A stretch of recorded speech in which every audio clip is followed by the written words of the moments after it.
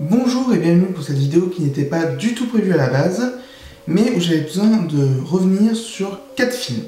Récemment sont sortis sur Disney+ et au cinéma des suites de films qui viennent eux-mêmes d'une série. Je sais que c'est un peu compliqué, mais vous allez voir, ça va être très simple. D'un côté, nous avons eu le film d'animation Candice contre l'univers de la saga Phineas et Ferb, faisant suite au film Voyage dans la deuxième dimension de la même saga. Et de l'autre côté, nous avons eu au cinéma My Hero Academia Heroes Rising, qui fait suite à My Hero Academia 2 Heroes. J'avais envie de faire une petite vidéo vite fait pour parler des suites, parce que il y a deux camps généralement.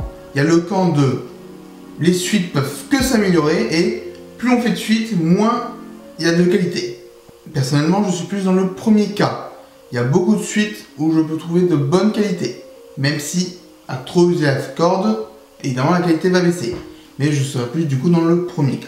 Mais il faut bien l'avouer que des fois, le deuxième cas a raison. Et je vais revenir sur le pourquoi ces deux suites sont mauvaises à mes yeux. Nous allons d'abord parler vite fait des premiers films. Donc, pour My Hero Academia, le premier film qui est sorti, nous avions une histoire totalement filler, qui n'a aucun lien avec l'intrigue, mais qui donnait une aventure, ma foi, tout à fait acceptable, et surtout, la construction du récit faisait une sorte de jeu vidéo. Les héros doivent monter une tour, à chaque étage, il y a un problème, avec un petit boss, tout ça, un moyen de le contourner, et évidemment, tout en haut, il y a le boss final. Cela permettait de voir nos héros préférés en bonne définition, avec des enjeux un peu plus grands que d'habitude, mais pas énormément non plus, et surtout cela permettait de les voir dans un autre espace que UA. Pour le film de Phineas et Ferb, Voyage en deuxième dimension, nous avons le professeur Heinz Doofenshmirtz, je n'arrive toujours pas à le dire, qui invente un portail pour aller dans d'autres dimensions. Le problème, c'est que Phineas, Ferb et Perry tombent dedans et tombent dans une dimension un peu apocalyptique où Heinz a totalement le contrôle. Nous avions une aventure prenante qui jouait intelligemment avec les différents clichés de la série, et on avait quelque chose de super bien à la fin. Et les deux films que je viens d'évoquer étaient vraiment très bons, j'avais adoré. Alors c'est quoi le problème avec les suites? Alors je vais dire suite, mais que nous soyons bien d'accord. Aucun des films ne fait vraiment suite à l'autre, c'est juste elles sont ancrées dans leur univers de base. Pour Phineas et Ferb, le problème vient de beaucoup de points. Tout d'abord, l'animation est beaucoup plus mauvaise que d'habitude.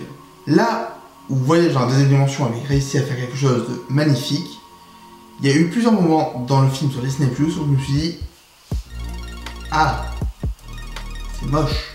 On a une histoire aux enjeux très réduits, parce que oui, il y a une invasion sur la Terre à la fin, mais on s'en fout limite, et ça ne joue quasiment pas avec les codes de la série. Il y a un petit cassage du quatrième mur, mais ça va pas hyper loin non plus. Ce qui fait que pour un deuxième film, qui s'intitule quand même Phineas et Ferb The Movie, bah c'est raté. Et pour My Hero Academia Heroes Rising, l'animation est très correcte. Franchement, elle est au-dessus de la série de base. C'est pas compliqué quand on fait du cinéma, mais il y a certains plans et certaines parties d'animation où je me dis ah, c'est un peu moche. Même si le combat final est génial. Mais le problème que je vais avoir avec ce film, c'est justement le combat final. On a de l'action qui est très bien gérée, jusqu'à le foutage de gueule complet, où là l'action d'un coup devient illisible et je n'ai plus rien compris à ce qu'il se passait. Pourtant on avait de très belles scènes, avec les nuages qui tourbillonnaient, tout ça, qui donnait une impression de peur, d'insécurité. Mais là, c'est plus le cas. Et donc je vais méchamment spoiler My Hero Academia. Alors, pourquoi je le spoil lui et pas Phineas et Ferb? Parce que Phineas et Ferb, même en le spoilant, c'est pas hyper grave. On comprend quand même ce qui va se passer. My Hero Academia s'inscrit dans la série, donc pour ceux qui l'ont pas vu, désolé, mais je vais le spoiler.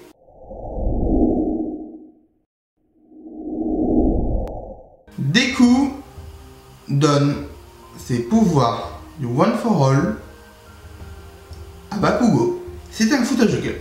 Certes, ça aurait pu donner un très bon truc avec une passation de pouvoir, mais ça a été fait dans l'urgence.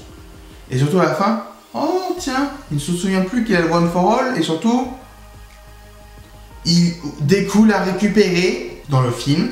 Ils annulent ce qu'ils ont fait un quart d'heure auparavant. Et c'est vraiment grisant. Là où ça pouvait marcher dans Phineas et Ferb Voyage dans la deuxième dimension, où on utilisait le même concept, c'est que ça paraissait d'être logique à la limite. On était dans un univers de cartoon, ça marchait. Pas dans My Hero Academia.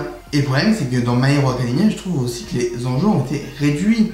Certes, c'est sur une île, comme dans le premier film, mais dans le premier film, on avait vraiment quelqu'un qui prenait le contrôle de toute l'île.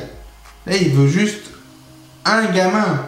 C'est peu. Et le problème, c'est qu'on a l'impression que des fois, l'histoire n'avance pas. C'est l'alliance, ok, elle est là, on la voit, mais elle va servir à quoi? Ça aurait pu donner un très bon arc, et je ne suis pas du tout au courant si c'est un arc qui existe vraiment dans le manga, mais j'ai peur qu'il ait utilisé tout ça pour rien.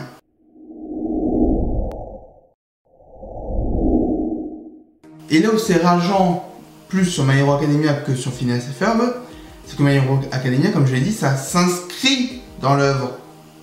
Du coup, on ne peut pas passer à côté. Phineas et Ferb, on peut passer à côté de la moitié de la série, il n'y a rien qui bloque. Pas My Hero Academia.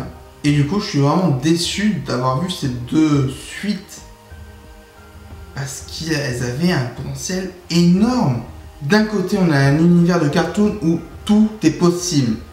De l'autre, on a une série avec un concept génial. Vous n'êtes pas allé au bout. Ou alors, vous l'avez mal fait. Et c'est pour ça que souvent, j'ai du mal avec les films tirés de séries.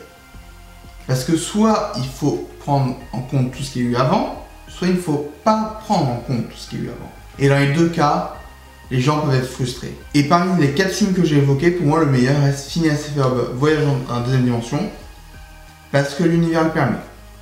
Et après donc on a My Hero Academia, Tu es Rose, où on peut se dire, ok, on n'a pas besoin de le réévoquer ce qui s'est passé. Après donc on a My Hero Academia Heroes Rising, et en dernier, Candice Against the Universe.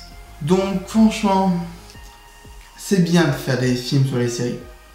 Parce qu'on a souvent des beaux trucs. Mais ça me demande beaucoup d'efforts. Je continuerai d'aller les voir parce que je suis un pigeon. Mais j'avoue que là j'ai été déçu. Merci à tous d'avoir suivi et à très bientôt.